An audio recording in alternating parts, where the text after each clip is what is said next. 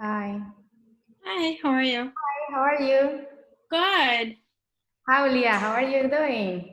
I'm doing good. I tried to like the invite came in weird on my phone. It pushed it to my calendar, but Yeah. then when I was looking at the event details, I Mm-hmm. had to scroll all the way down and then like select show all details. And then it was like with div tags and everything else, and it was kind of strange. So I couldn't really select to confirm my assistance. It was Oh, weird. yeah. I don't know why. You can. Yeah. I don't know why. Maybe this is something about meeting place problem issues. I don't know. Maybe. I just wanted to give you a heads up just in case like you notice that there's more people but not everyone is registered or RSVP. Maybe that's what happened. I don't know. Maybe we can speak with Adam later because he's in charge of that, and I'm Okay. not sure how to. Yeah, how to do that as well. Okay. I mean I could definitely talk to him offline. It's not a big deal. Yeah, that'd be great. Good day. Thank you. You're welcome. Thank you. Yeah. I will be waiting for more people to come. Where are Erin? Where is? Hey, Erin. Thanks for coming. Yeah, thank you. I don't think she is yet. There it is. They are coming, people. This is recording, just in case. Erin, I wanted to know if we can upload later this recording. Yeah, that's fine. Yeah, thanks for checking. Yeah, thank you. Great. So, well, maybe we can start.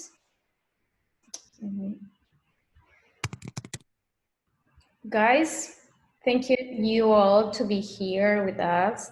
And to new members, this is IterateUX community. And we wanted to announce a really good news that we have a website already online. So we are really happy about this. And I will keep you here in the chat comments, the website domain. If you wanted to check out, you are totally allowed. Yeah. And yeah, they are coming. So there it is.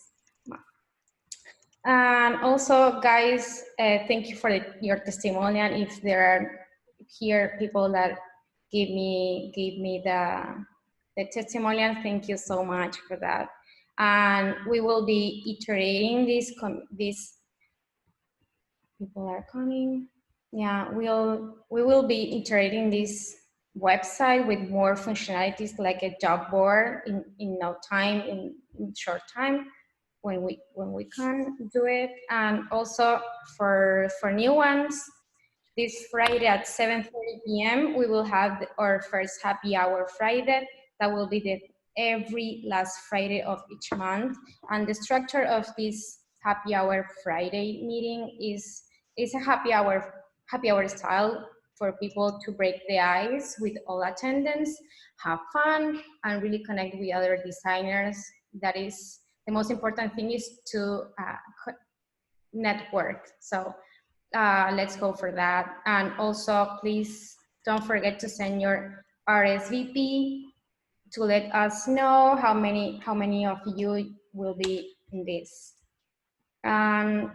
Also for the new ones that they're now in Discord channel, please sign in here, and we will keep chatting outside this meeting and share resources, opening jobs, meeting updates, and more good stuff for you.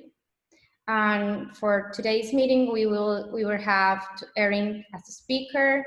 And thank you, Erin, to bring here your presentation. And you can start after I give you the co-host, the host, sorry. No, sorry, I will see you where you are. There it is. make a host. I'm giving you the host, but you can keep an eye in people that is coming, because I having some problem with Zoom, since I can't give you the co-host, but I'm trying to figure out in with support. So I will make you the host, and you can start. Yeah. Okay. I changed. Yeah. Okay. I think I could share my screen without being the host. Is that not right? No, I don't think so. Because just in case of, we changed that functionality just in case of bombs or something so weird that is happening in Zoom. Okay. Let me see. Give me 1 second, as I wasn't quite expecting to have to manage all of that. So let me just make sure like my computer can do it. Just a second. Sorry. Let's see. Can you see my screen? Yeah. Okay, cool. I will do my best to let folks in because I see them joining. But yeah, so first and foremost, thank you so much for hosting me and for just to iterate UX the community. It's exciting to kind of see how that got stood up really quickly. And I'm really excited to talk to you about the Social Impact Lab. I do have some slides I want to walk through. And I know that you might have received like an email that talks a little bit about what the Social Impact Lab is, but the one-liner around it is that it's a 2-month design marathon really focused on making a difference at a very local level through design. And so I want to talk a little bit about tonight about the cohort that recently ended. We just wrapped up our 4th lab in partnership with New Avenues for Youth, which is a Portland-based nonprofit that is dedicated to the prevention and intervention of youth homelessness. And so I want to make sure that we have a chance to talk about that and I can answer questions about it. But I really thought because I made some assumptions about who might be on this call, who might be interested in a community that's called IterateUX. And I thought that I would broaden the scope of conversation as well. Here's a question I have for you that if you have thoughts about it, I'd love to kind of like have you ruminate on this while I present. And then if you have thoughts you can always pop them in the chat box. But here's a question that really started my journey to iterate on the lab and to found the lab. So it's something that kind of haunted me as I was trying to make my way through the world of design and trying to find my place in it, is that I every time I talked to someone new as I was kind of doing networking and other things, there was a different definition of what really design meant. And as I started to have a personal passion for bringing my personal skills for good, there was this disparate conversation around what design for good meant. And so I don't know if that's something that you've encountered yet in your career trajectories, but I'm hoping it's I'd love to kind of hear any thoughts about it. But I wanted just to take one step back further. This is a call of UX designers, and so I'm assuming folks on the call would call themselves that or have an interest at least in user experience. And so I just want to say, in full disclosure, I'm not a trained UX designer by trade. I'm not even a trained designer. I didn't go to school for that. However, I do use design, both visual, strategic, and graphic. The way that I describe my work is that I'm a social impact consultant. So I work with corporations, nonprofits, philanthropic organizations, folks across different sectors, organizations largely, even the public sector. So working with city and county governments. And what I do is I use design as a framework. I use design as a framework for creative problem solving. So I have a studio, and I also am trained in transition management. So I use that as a framework and advocate really for the end user when there's large changes or transitions happening. So when people are trying to move from point A to point B, there's often an internal process or a public facing service or like cross sector systems that just need to evolve.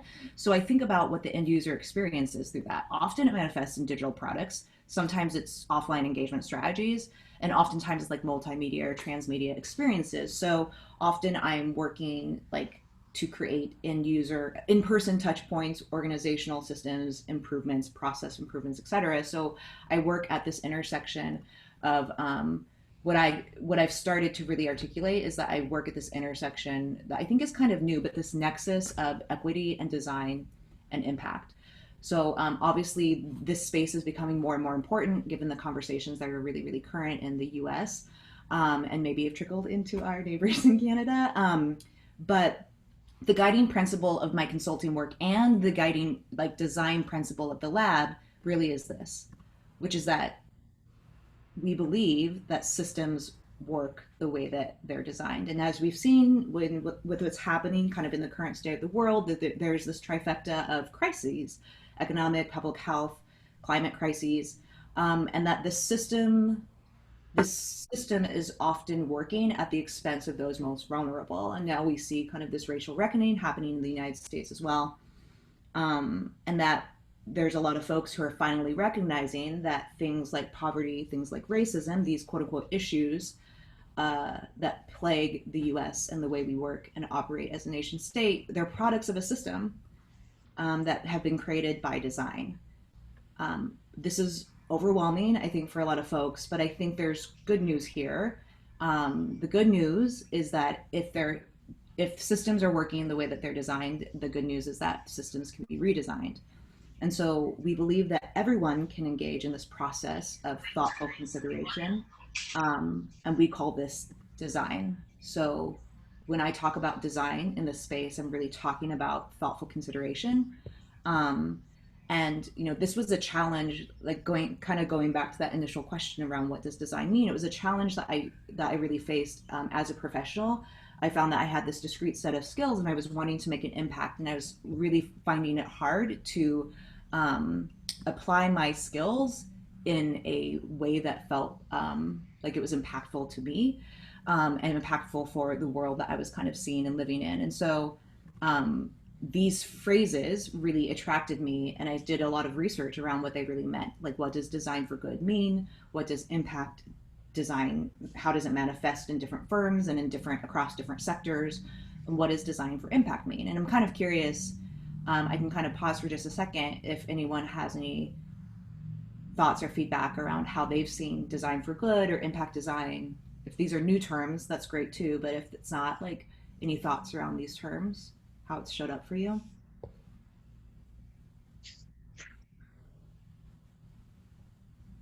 I think for me, it showed up for me deciding what companies I would choose to work for, because I'm going to decide if they're hurting our planet or hurting people. If they are, I don't want to work for them. So career-wise, I've made that decision. But I think there's more that we can do, like you're saying. Yeah. Yeah, if you have thoughts, even feel free to put them in the chat box. I think it's just a question that I'm interested in, is as designers, what folks are thinking about when they hear the phrase design for good. And I really found, because at the time I was working kind of in the CSR space, like for a corporation in their corporate, they didn't really call it that, but like it basically was their corporate social responsibility, sector or silo. And I wanted to understand what it really meant to use my skills to design for good, to have thoughtful consideration, to improve things. And what I wanted to really do is improve the experience for other professionals like me, make it easier for people who had design backgrounds and design curiosities and interests and training, and make it easier for them to make a difference. And even for those who don't have that specific training, to use design as a framework to still make an impact. So that really was the problem that I was trying to solve. This is kind of an example of what I kept seeing in that CSR space. It was like, what we knew that what we were doing was only making like a one-to-one impact, and what we knew that we could see, or what we could see that we would need, is like this more exponential kind of growth. And I saw this kind of chart. I obviously simplified it, and this is from kind of an old deck. As I really started to stand up the lab, I kind of pulled out my old pitch decks. But I saw during this one period, like, types of this graph, like in several different spaces, like in the CSR space, in the philanthropic space, again, like kind of in the social sector as well.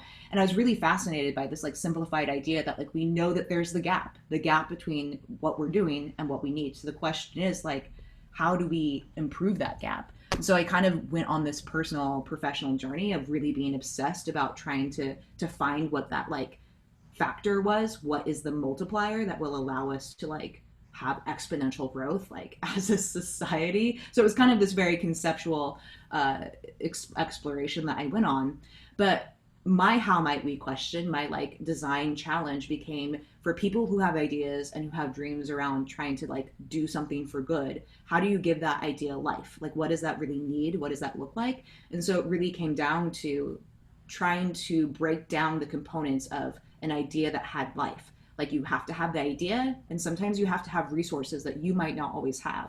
But there are people out there who have those resources. So how do we build capacity for people to kind of make those connections, but also expand the scope of resources and connections that we have, so that we can make ideas kind of come to life better. So these are just some examples of like the way that I was really thinking about designing this experience. Making sure that there's connections and the opportunity to curate space between those who might need resources and those who might have them. When I say resources, I just mean even like our social capital, our connections, and our skills. And obviously sometimes like there's exchanges of money. So like kind of going down that route of like, what does impact investment look like, and how do we create containers for that?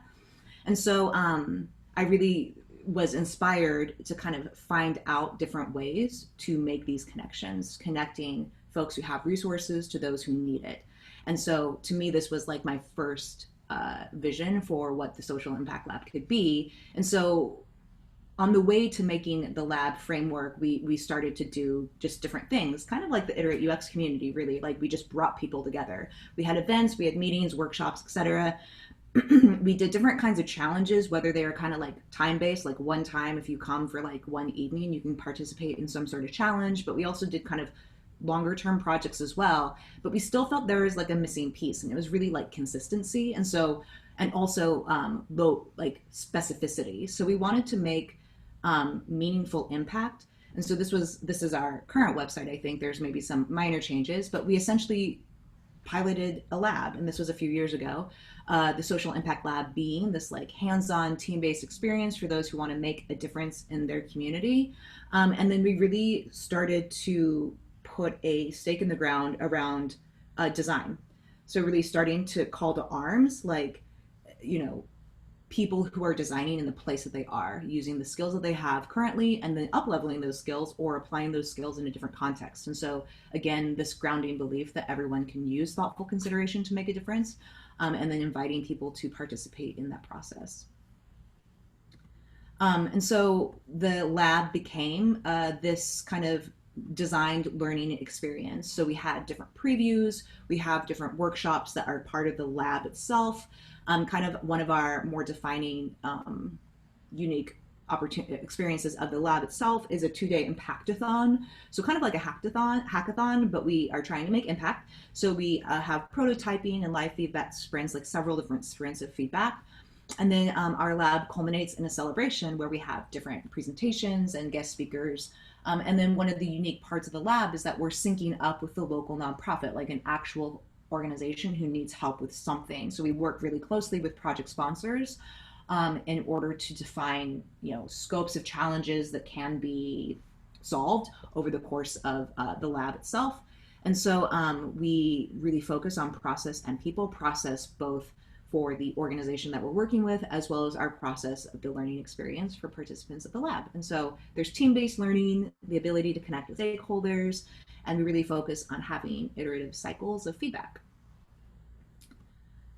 These are just some examples, like a little bit of our history. So like we started in 2018, we had 2 different like challenges. So we worked with a social entrepreneur who was local to the Portland area. They were trying to create an opportunity for the Latino-owned food-based businesses of the Portland Mercado, and trying to evolve kind of their visibility of that community to help out those business owners. And so this passport project was kind of in our first inaugural class. And then also there was a collaboration between Solutions PDX. So Solutions PDX was a kind of unofficial affiliation of nonprofits focused on services to foster care youth. And so we worked with them on a challenge that was really trying to rethink what home meant for foster care youth that were transitioning out of that system. So our first interaction with kind of that community stakeholder community, the foster care youth community, was through Solutions PDX. And one of the ideas that emerged from the lab in 2008 actually like pinged, like it kind of drew attention of one of the local nonprofits, New Avenues for Youth, in the Portland area. And that actually became the basis for our most recent partnership. So it's exciting for me to kind of see how these ideas kind of seed inspiration in organizations and are kind of seeing life of their own. In 2019, so last year, we had a really cool partnership with Portland Fire and Rescue. So that's our local fire department in the city of Portland. This city of Portland, the fire department they'd done their own kind of community engagement experience using this idea of like creating blueprints. So they kind of had open source data that they wanted to make available to the community in order to kind of like solve public health issues and problems. And so we use the framework of the lab to kind of organize how community members could use that open source data to create ideas that would help our communities to thrive. So we worked specifically with like data sets and looked at very specific kinds of like communities based on kind of their kind of highest call rate community neighborhoods in Portland. And several ideas emerged from that through that partnership. And so that was really exciting. So that was spring of last year. And in the past, this is what the lab looked like a lot of workshops. These are pictures from like our Impactathon, as well as some of our in-person workshops. So of course, a lot of in-person interaction because we were so focused on the Portland area. This is, I think, some more pictures of like how we prototyped and the presentations that participants would give and whatnot. But then 2020 rolled around, of course, and we were really thinking about not doing the lab at all, but we had a really great partner. Again, New Avenues for Youth had amazing belief in the idea of the lab itself and believed in the process. And so we were able to pivot really, really quickly with them at sponsoring kind of this lab. And this became our framework for the design challenge for 2020. So the general challenge was to design for resilient youth in the era of COVID-19. And so we were really able to use the constraint of COVID to iterate on our most recent version of the lab. And so another constraint, obviously, that we had as promoting running the lab was that we couldn't meet in person. And so we actually turned our lab into a complete remote experience, and that also allowed us to get participants. So we had lab participants from all over as well, someone even from Canada, so that's kind of fun. And I think the Vancouver, BC area, and we had folks from all over the US. So we had a lot of folks from the East Coast, a couple folks from the Midwest, and then about half of our participants were from the Portland area. And so this is just if somebody needs to mute themselves, can we have mute so that we can hear her well? Oh yeah, thanks. So this is a quote from our partner, Megan Glein. So she was really, again, kind of our major project sponsor. And I'll just read this just because I love the quote. So the adaptability and resilience of the youth we serve, and this is of course her speaking from her position at New Avenues for Youth. So they serve youth. The adaptability and resilience of the youth we serve is inspiring, keeps me going. With the sudden advent of COVID-19, our drive for innovation has really been put to the test. The Social Impact Lab is exciting because it gives the opportunity to connect with the larger community and use their expertise to think out of the box on how to creatively serve our youth through this extraordinary time. And so, again, most of our work was really made possible because of amazing sponsors and partners like this. So we were able to have a great iteration of the lab that just ended. And we had 4 design tracks for the lab this time, and it literally just ended like last week.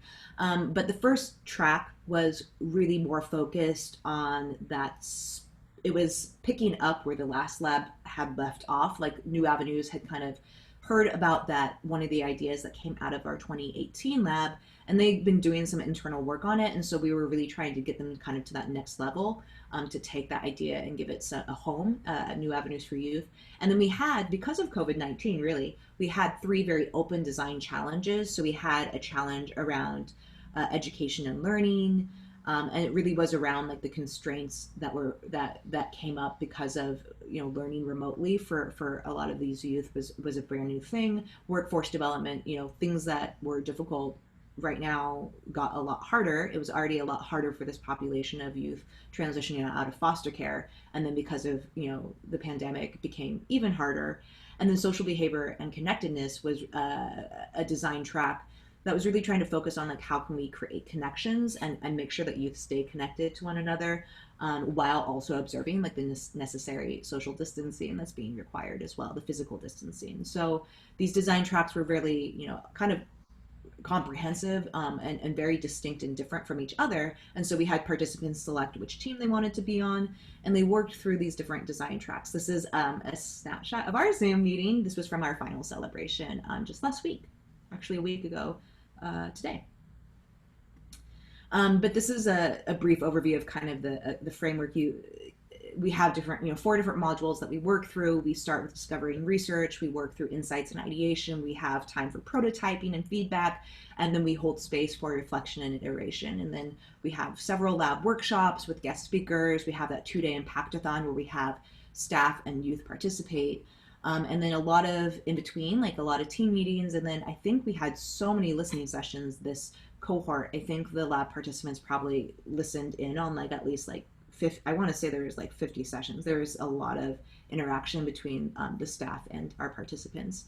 But while we have a process, one of the biggest opportunities we have is really to practice like the inflection and the divergence and convergence that design requires. And so we use a design thinking framework. We're informed by kind of other models as well, including like the equity-centered design model, and then like the liberatory design model. I'm not sure if you're familiar with those, but those are great resources to kind of look at like a more equity-centered design process. But one of the pictures that I kind of returned to was this one, which is really trying to focus on like the different mindsets that are required throughout the lab. So while we have, specific workshops and we're trying to teach skills, what we're really trying to create space for is this way to practice different mindsets. And, for me, the mindset piece, although they're kind of like soft skills, and they're things that as we look, even if you're looking at these mindsets now, empathy, iteration, embracing ambiguity, learning from failure, having optimism, having creative confidence, and then just like making it, like being able to build something and test it. These are kind of simple things to talk about, but hard to hold space for, and really being able to practice in a real way on a project that has like some type of stake on it. And so I think that's one of the biggest values of the lab, is being able to apply this design mindset for social good. And so to me, this kind of answered that question that I had very early on, which was, what is needed? Like, what is that multiplier as we are trying to close the gap between what we're doing and what is needed? And to me, like that gap really is like this combination of like creative wholeheartedness and then like a design thinking mindset. And that really is an impact multiplier. And so to me, like having that ability and the capacity. So look, I just see somebody. Hey, Erin. Yeah. You can manually mute people. So pull up participants and go mute E. Yep, I just got it, I think. All right, thanks. Yeah. Yeah, so just to kind of wrap up, and I would love to, hear any kind of questions or feedback, of course, but, as we really think about what's needed to sustain the work that we have ahead for system redesign, it really is this kind of picture of people making connections, being able to build their own capacity for redesign, and making their skills available for social good. And so just as a little plug, of course, like if you're interested in the Social Impact Lab, this is our URL. And then of course, like we don't send out many newsletters or anything like that, but like if you're interested in learning a little bit about how we'll continue to iterate in the future, please reach out. Professionally, I also do, of course, like, you know, individual and group coaching for those folks who are really interested in practicing creative wholeheartedness, specifically social impact design mindsets. Often it's leadership coaching. So if that's something that you're interested in, or you want to even know about my own career path, like I'm more than happy to talk about it. And then if you're also interested in learning, like applying some impact design work, Design Week Portland is coming up in the first week of August, and we'll have several different events in support of that. We'll have like a panel focused on equity and equity design, and really thinking about how to use equity mindsets for the purposes of making an impact. And then we'll have like some hands-on interactive workshops via remote Zoom as well. So we're always doing things. We're always trying to expand the social impact design family. And so if it's something that you're interested in, please, you know, don't hesitate to reach out and follow up with me, of course. So that's my like official presentation, but of course I'd love to see if there's any questions.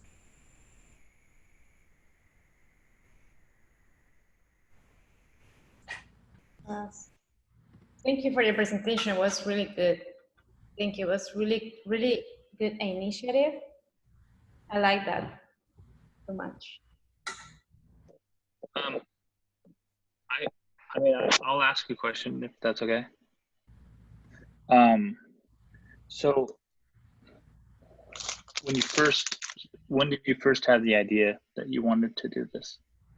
Start something like this? I think it started, I mean, so I started working, I have, you know, I work for myself, my own company. I really thought that this would be my main gig. I really wanted to solve this problem. So I think like I'm still hopefully on the beginning of my own kind of career path. I think like to really try and create and bring this kind of work to scale, because I think it's really needed. Again, like I do really believe in design as like a democratizing force, and that design for good is what we have to do in order to redesign the things that are broken right now. So I think I initially wanted to do this probably like 3 or 4 years ago. And it, you know, I started out kind of with events and workshops and panels and whatnot. And then the first cohort of the lab was like fall of 2018. And then we've done like one cohort every year, just because it's so intensive to create those partnerships, because we want to do it correct. You know, we want to do it right. So I have a partnership that you can make, or that needs to be made, is the unemployment stuff that happened in Portland or in Oregon, where they had like 24 million or 12 million dollars that they didn't spend on redesigning and redoing the system for giving out unemployment, and it's broken. And lots of people are without money right now because they are backlogged with all of these requests. Yeah. It's really sad. Yeah, I mean, like, and that's the thing. It's like some of these systems are creating these social inequities, right? I mean, we know that now. I feel like that's almost like common knowledge now. But I feel like I had to create a much longer story like even 3 years ago, where you had to explain that systems were designed. And now I think that language is literally like infiltrating even common knowledge, which I think is awesome. Like it's a really rare opportunity for folks who want to design for good. How large do you think? Oh, is there another question? I think I might see. I have a Can you talk more about the last problem you tackled in the last cohort?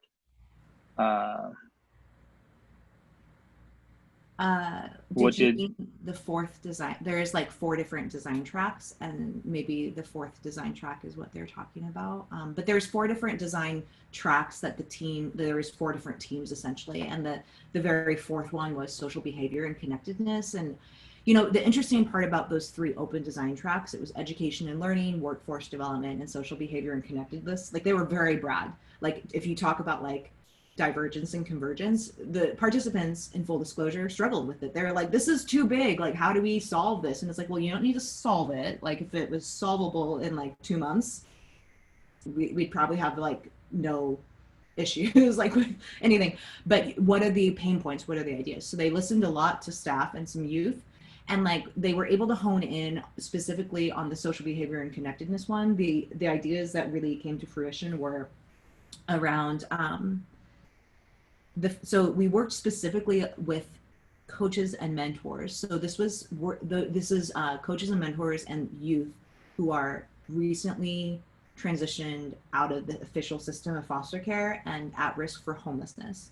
So it's a very like vulnerable population. And so specifically some of these mentors and mentors had not even met their youth in person. Like typically maybe they would meet even once a month, you know, like twice a month, and like because of COVID they were not able to meet at all. So some of those natural connections that like you would want to have if you were mentoring like a youth, like just weren't happening at all. And so some of it was one idea which I thought was really a great like insight that created like a nice space for ideation for this team was like they heard from a mentor that like, you know, we used to be able to go out and just have tacos. Like we miss being able to like just grab a taco and talk. So their design prompt became like, well, what's a digital taco? So like this kind of became a joke for our lab where it's like the digital taco was this like kind of ongoing picture. And like we loved it because the metaphor was right? Where it's like, what is a digital taco? How do you create spontaneous connection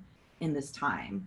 And like, what does the taco represent for the mentor and the youth? It's just like spontaneous, low stakes. It's not like high pressure, you know, it's very natural or an organic, but like, you can't have like, what does organic connection look like via Zoom? You know, like, ugh. So they had a lot of great ideas. Some of it, the one that they kind of had a couple, but the one that sticks out was having like almost creative prompts that would allow youth to express like have a creative expression. So like it could be drawing something, or it could be like showing something that was in their world, like taking a picture. So it was like it was still digitally based because that's how a lot of connection is happening, but it felt a little bit more spontaneous and organic, and it was kind of like filling another need around like having prompts to kind of create connection even between youth as well. Yeah, that's great. People at my work for happy hour, they play games, online games together, and there's some interactive games where they draw and competition drawing and other things like that. Yeah. We have another question. Can you elaborate more on how you work on user research for the project, which you have for the projects that you have worked on? Yeah, I mean, for the lab specifically, so that first module is really focused on like discovery and research. And in this the version of the lab, so this kind of latest one, we had direct contact with like a lot of folks with New Avenues. So we were able to do what we called listening sessions. So if anything, they were kind of like really trying to identify the pain points in whatever in this general area that the teams were researching.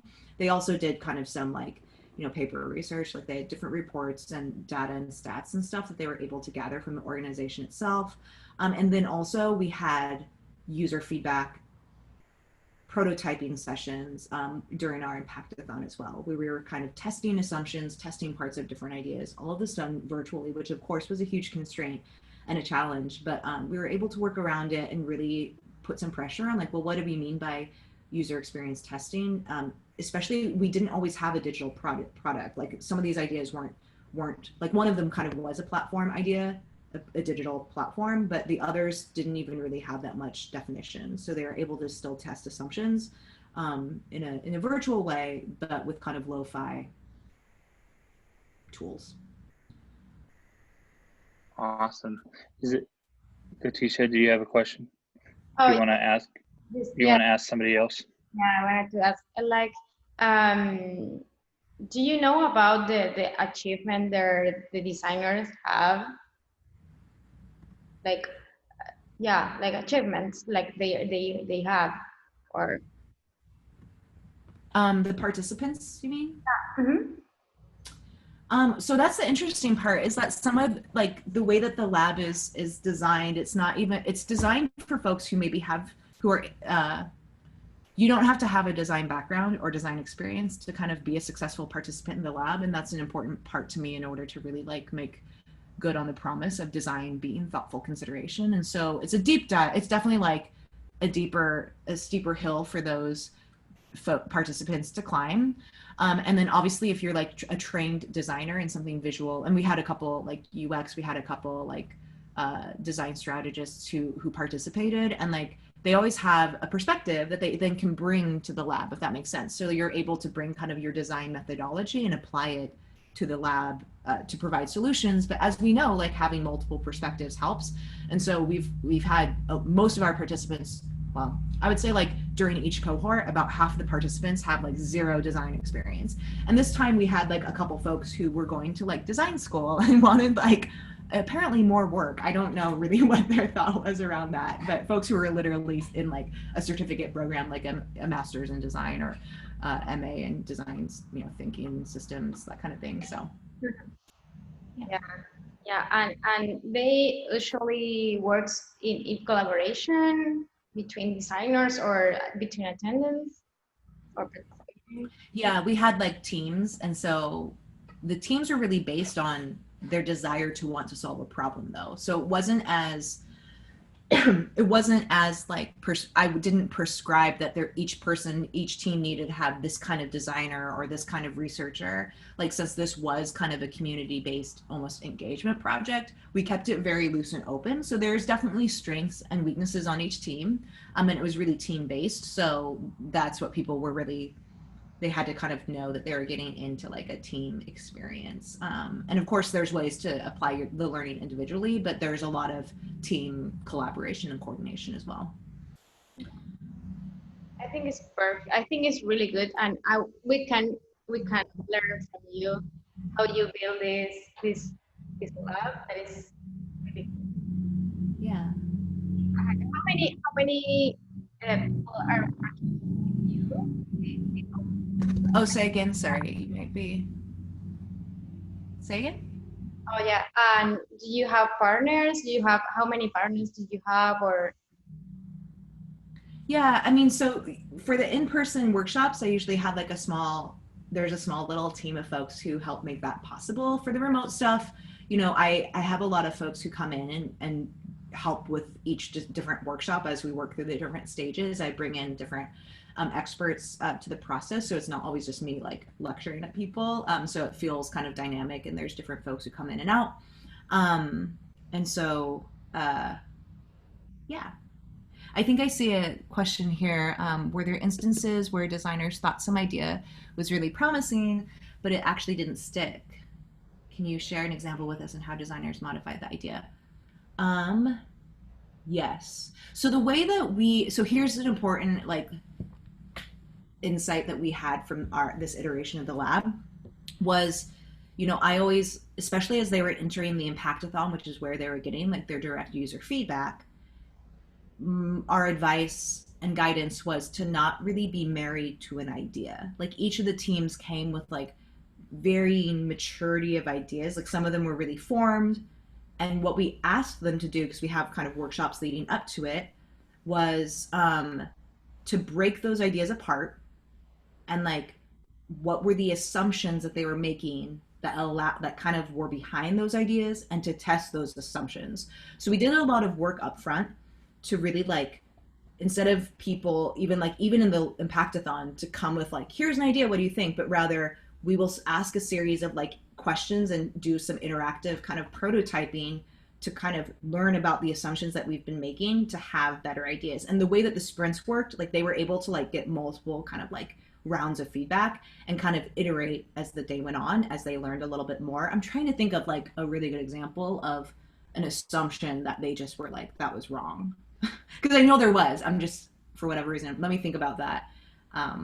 But there was, and I think that's the fun part, right? Is that being able to kind of like throughout the course of, and this time for the Impactathon, it was like a day or 2 days rather, being able to like not be sure, you know, about an idea and being like, I think that this is the right idea, but like not really knowing, and then like being able to identify the assumption that you were making, testing that and being like, wow, I really don't know now how to solve the problem, and then being able to like come up with an even better idea, right? Like that's literally like the cycle of a design mindset in play. And so like I think one of the most gratifying parts of the Impactathon experience and the entire lab experience is hearing participants being able to reflect that they literally experience that in real time. And that always happens during the Impactathon because that's where our like direct user feedback is happening. So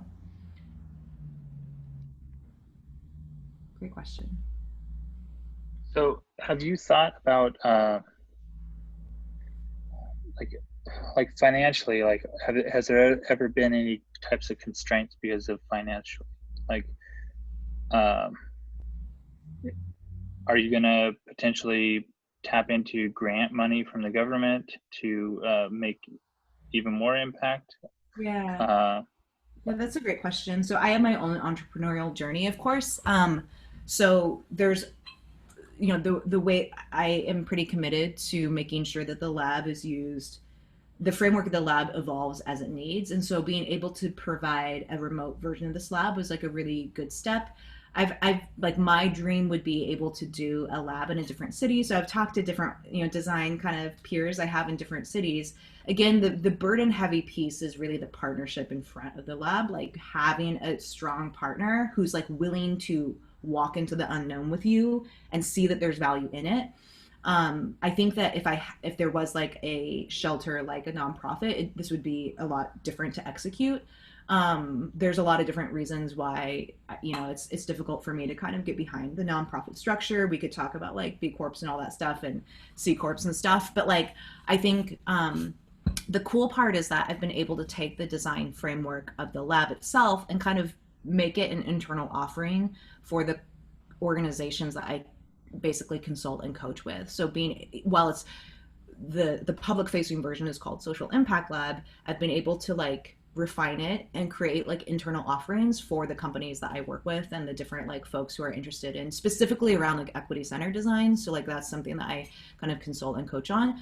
And so being able to create like a learning experience for individuals who are sitting within like one organization and wanting to like up level their skills around community engagement essentially. So it's kind of flipping the lab from internal to external. So, or rather external to internal. So there's always different iterations, right? And like that's the fun part about having, you know, a process and framework, especially when you're using something like design, you can push almost anything through it. So I'm also curious too, like potentially with some of your partnerships, you could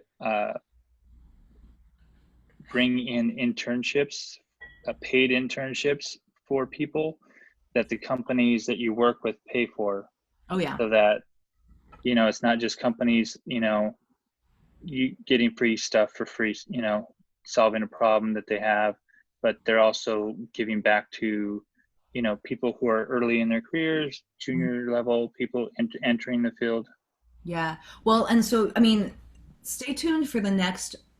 So while I'll also iterate on the lab itself, like that's kind of a discrete experience that will change and evolve as we need it to. But the cool part is that our partnership with New Avenues for Youth continues. Like specifically some of the ideas that emerge from this design lab, they want to kind of make happen and bring to life. And so it's really interesting that you brought up internships. Like I would love to create like more of a mentorship structure specifically for folks who are professionals being able to kind of provide mentorships even for youth. So I think there's like lots of synergistic ways to kind of like make connections and make it valuable for like all parties involved.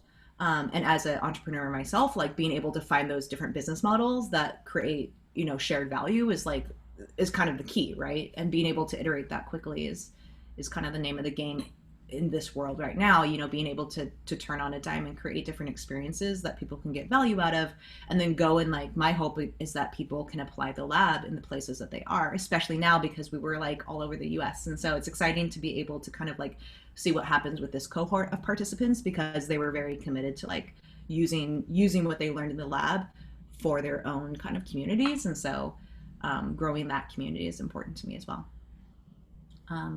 My hope is that, yeah, and there's questions kind of about, is it possible to join? So I'm not sure how the lab will iterate, but my hope is that, again, my goal is to kind of like build up, you know, this rising class of like denizen designers, you know, being able to give people the skills to like create their own social impact labs. Because I think like I talk to so many professionals who want to use, again, their skills for good. Some of them are designers and some of them are just like people in the corporate world. And like being able to close that gap between like what we're doing and, you know, what we actually need, I think will require using design and expanding the scope of what that means, so that it means we thoughtfully consider how these systems work. And like, you know, being a part of the redesign is really important. And so if we have another lab and it's remote, of course you can join from Vancouver, but my hope is being able to like even bring these tools, make it available so that you can literally have a social impact lab like where you are, you know. Great. That's great. You can think something from here. Yeah, thank you so much. Yeah, thank you. Yeah, congrats. Your present was amazing. It was really good. Thank you. It is amazing. Yeah, I wanted to be part of that also. Yeah. And yeah, I don't know if people want to present themselves, the new ones. I don't know if Leah, you were before, really, but real, yeah, Leah Kiliko, you were here before, but I didn't see you, I think. I'm Leah Kolika. I've been doing UX forever, from both the strategy and from ad hoc to complete redesigns, and doing the entire gamut from, you know, creating the initial artifacts to actually getting into the like the nitty gritty of the detailed wireframes and things like that. I do research, from competitive analysis to anything that's out there, really anything that's needed, to market analysis and things like that. I do usability testing. I do the whole gamut. I'm usually the lead on engagements, but UX is such an interesting type of profession in which that on most engagements, there's usually only one participant. I have been on engagements where we've had multiples, but these are like projects that are ginormous with hundreds of developers off to the side. I've spent most of my career consulting. The past 4 years, I've been working in internal organizations and really starting up the UX practice within those organizations. So that's always fun, because it's constant justification of why you need UX. And it's not just like, oh, this is fun, but really understanding the value of partnering with the product owners and creating a product that is useful for everyone and it meets the needs of the business. And at the end of the day, I mean, it's, if you do it properly, you generate equity and you generate, you know, revenue, and there's savings and millions of dollars. Mm-hmm. But it doesn't, Rome wasn't built in a day, and it doesn't happen overnight. So a big point within all organizations is just that slow process to get to it. And knowing how to get to it and doing it correctly, as opposed to, I'm noticing more of a trend of, oh, we could just do a steel thread approach. We could do it really quickly, get it over with, and then learn again. But at the end of the day, you only have one opportunity to make a first impression, and make sure it's the right impression when you do make it. That's me. Great. Thank you. Awesome introduction. Yeah. And Paulina? Hi. Nice to see you here. Hello. I'm like pretty new in this UX design world. Like I have a background as an architect, and then I moved to Canada, and last year I studied graphic design, and then I discovered UX design. So last week I started doing a certificate in Emily Carr. So Noriko told me about this like meeting thing, so I can get more familiar with all the language and all this stuff. Like I think it's fascinating. I'm like tripping. Nice. Super Well, cool. Where are you from? And where are you from Chile. I'm Chile? Chilean. Yeah. You're South American. I'm Argentinian. Oh, we are neighbors. Yes. Great. So yeah. Having you here. Thank you. Sebastian?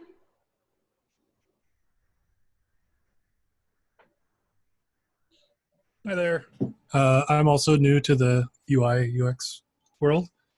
Taking an online certificate program through Springboard, and one of my cohort mates recommended IterateUX, so I wanted to stop in and start meeting new people and hearing everyone's stories and what they've been through. So it's nice to be here. Nice. And where are you from? The San Francisco Bay Area in California. Oh, right on. I'm also here. We should meet for a drink after this lockdown is over. All right, let's do it. Yeah, I'm also new to UX. Okay, great. You can follow. Chess? Okay, hey, my name is Vincent, and I was an industrial designer for many years. And after years of working ID, I feel my true passion is user research and design strategy. So I decided I quit my job and decided to jump ship to UX. So I'm getting tired of being a stylist, just making things pretty. I want to do things that's more substantial. So I want my next job to be design thinking oriented. I try to jump ship without further schooling, just like Sebastian. I took a part-time course in General Assembly, but I would learn the hard way that grad school is the only way I can get into it, especially in the Bay Area, because this is the most competitive UX market in the world. So I started attending the Academy of Art University in San Francisco. And I heard about IterateUX through Zaid, and he introduced me to Leticia Serrano on LinkedIn, and thank you for adding me. I still want to ask you about the Discord channel. I haven't been able to access that, but yeah, it seems like we'll have quite a few newbies and Canadians here. I'm hoping to get some tips from you, because I also want to explore the Canadian market. I want to know what is the market like in Canada, and which city in Canada is the UX hub. And also, if you have any advice on jumping ship, switching from a different design discipline into UX, please let me know, because I find it exceedingly difficult, especially in this economy. Nice. Great. And don't forget, there, Adam, at the Discord meeting, the Discord link, sorry.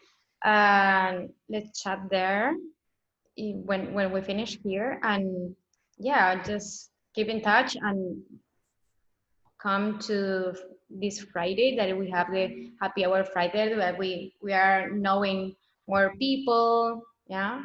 So guys, just Liz, you can follow. Yeah. Thank you. And is it a game? Because it's on Discord, I automatically assume associate with gaming. Oh no! Because I normally don't use Discord because I'm not a gamer. No, we're using it because it's free, and it won't lose the data. Like with Slack, the data will drop off after a point, and you won't be able to find the resources that were shared. So that's why we're using it. And yeah. And we share a lot of stuff all the time, and it's really useful. And there are openings position all the time with the recruiters and stuff in there. So for that reason, we decided to go for Discord. And I think it's the best because yeah, it's free, and you have the entire conversation from the beginning, So that is why. And yeah, Liz. Okay. Well, hello to everyone. My name is Liz. I'm from Chile too. So nice to meet you, Paulina. Nice to meet you, Leticia, from Argentina. Well, I'm a software developer, actually. I worked 6-7 years as a developer. And then I arrived in Vancouver 2 years ago. And I was thinking this career change, what to do next. And I actually, through all my career as a software developer, I had this feeling like we were building things like the people, it was not exactly what the people need. So I decided to jump into this UX field. I took these brain station courses here in Vancouver.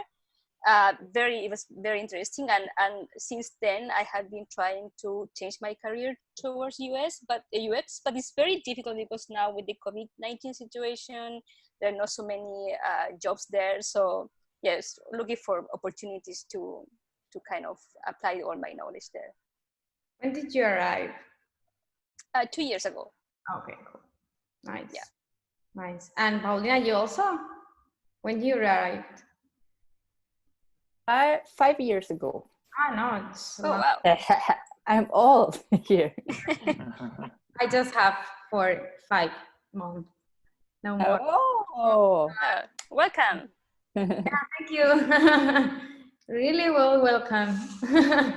Leah, Yeah, oh, like I'm sorry. ah, Oh, Leah, where are you located?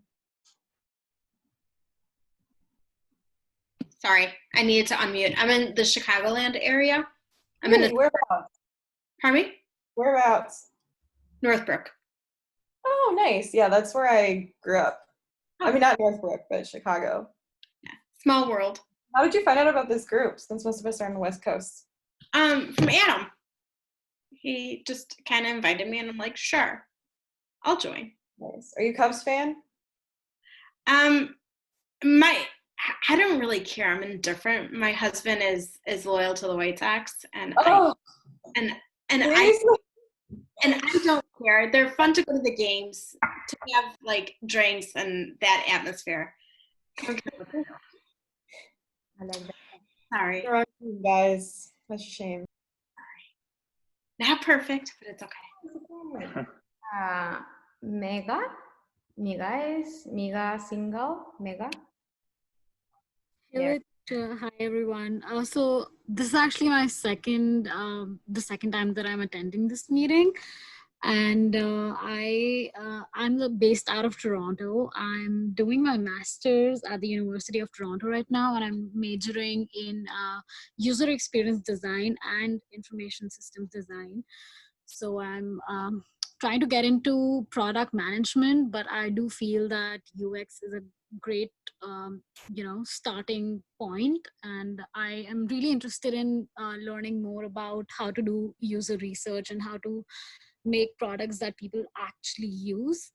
So that's kind of what I'm aiming for, and I got in touch with Adam over LinkedIn, and he invited me over to attend these sessions, and I'm really glad to be a part of this community. So if anyone's here based in Toronto, let me know. Okay, great. Thank you. Welcome. Thank you, Ian. Welcome. The second time, right? Sarthak is there? Yeah. So I found out about this thing from LinkedIn. Someone shared it on my network, and that's how I came over here. I'm a student in India. I'm doing an undergraduate in computer science, but being a part of a chapter at college, I got into UI, and then there we have a team, like we do the development and design for like products that are needed in the community and so on and so forth, conducting hackathons and all. So just learning, quite new to this. Yes, welcome. You will be learning a lot of here in this court also in the same time as well. And Padma, thank you and welcome. Hello, hi, I'm Padma Shri, and actually today only I connected with Adam on LinkedIn, and he has shared the link with me. So thanks, Adam, for the connecting to the world of this. That's great opportunity. And as per my experience, I have worked in India on UI and UX like over the 9 years. And recently I have shifted to Seattle. So I'm now looking for an opportunity over here to work with on some projects and the companies and all those kind of things. So yeah, that's basically about me. And I'm looking for a good opportunity over here. Yeah. Welcome. Yep. Thank you. And also, guys, if you wanted to put your LinkedIn account there in the chat, we can share between we all. And Joey Cruz, Joe Cruz, are you there? Yes. Hello. There it is. Hi. Can you guys hear me? Yeah, sure. Yeah. So my name is Joe. I'm from New York City. I'm also new from UX. I am currently like studying UX design at Udacity right now. Like 2 months ago, I started like 2 months ago. Initially, I was like doing front end like development, but I was always like clinging to like how to solve like users problems and everything. So and then a friend like introduced me to UX. Yeah. Nice. Thank you and welcome. Thank you. Ayman Sharkas, is that correct? Hello, yeah, my name is William or Ivan, yes, and I'm a graphic designer and I'm transitioning to UX design. Actually, I talked to Adam Gomez, and by the way, he's a very nice person. He gave me lots of advices, and he invited me to attend this webinar, which is pretty fruitful meeting. I'm looking now, like I got accepted in a UX boot camp, Career Foundry, and also HCI at Ball State University and DePaul. But I'm most probably I'm gonna go to the boot camp because I feel like it's more concentrated and like in UX, and I feel it's like more beneficial to me. I'm really excited about UX. I like it a lot. More than a graphic design, I feel I'm more passionate about UX, actually. Great. Yeah. Thank you. Thank you. Thanks for coming. Yeah. Good to see Thank you so much, Adam. You're a very nice person. Thank you. Thanks. I already agree. Kelsey, yeah, you're not new, but there is Jose Carmanola. What is with accent? It is Spanish. Yes, hi. I'm from Argentina. Nice to meet you all. I don't know how I get here, but I saw UX in my email, and I say I have to enter there because I'm trying to transitioning into UX, and I have a partner. We do graphic design, and we are very interested in learn whatever the resource online that we can get, and every online courses or whatever, because it's not easy to get courses about UX in here. So yeah. I found gold, I think. So thank you all. Nice to meet you. Jose. Thank you. Welcome. Yeah, welcome. And you're working right now in South America, right? In Argentina? Yes, I'm working currently as a graphic designer. I do motion design, and I have a background in VFX. Okay, good. I did a couple of VFX for movies and so on. So, but I'm really interested in UX. So here I am. Great, welcome. And you can join us in Discord channel also. And already did. Oh, Thanks. great. You are going to learn a lot of them, and yeah, and you can create something really good in South America with that materials, with that resources for sure. Thanks. So yeah. So I think we done, right? We are already everybody speak or spoke or yeah. Well, thank you guys for everything, and I hope see you in this Friday meeting. Happy Hour Friday, that is with a beer in hand. Yeah, please. Something funny. Yeah, great. Thank you. Thanks. Bye, guys. Bye. Thank you. See you Friday. Bye. Good to see you, everybody. See you. Good to see you, Andrew. See you, Chen. Andrew. Nice to meet you, Liz. Yeah, see you guys. It was fun. I don't present you because you are old. But Yeah, no, I'm here. Here. For sure. See you Friday. Yeah, definitely gotta be here Friday. Right. Thank you. Bye-bye, Andrew. All right, yeah, see you guys. See you guys.